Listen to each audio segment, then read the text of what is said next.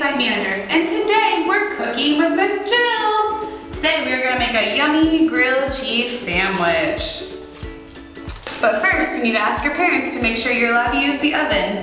Today's ingredients are butter, a knife, 2 slices of bread, and a slice of cheese. A spatula to flip your grilled cheese.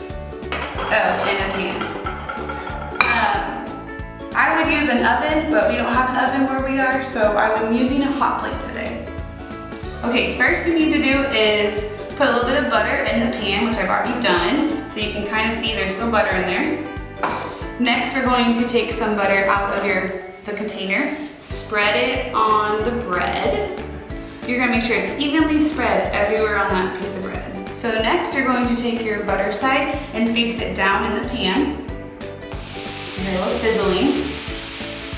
You're going to take off the wrapper of your cheese.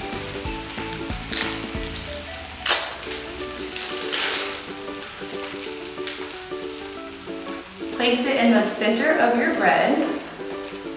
Then add the other piece of butter face up, so that way you can flip it and the butter is going to be on the bottom, the next side. And I like to wait about 2 minutes for your grilled cheese where you can see the cheese coming off to the side. That's when you know it's ready to flip.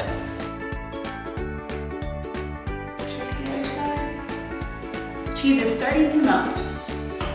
Give it another minute or so.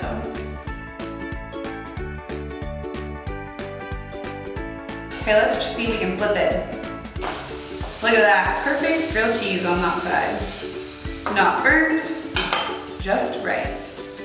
Wait about another minute to see if the cheese is melted, and then you're ready to grab a plate and enjoy your grilled cheese. Hi Avery, would you like a grilled cheese sandwich? I would, thank you. You're so welcome.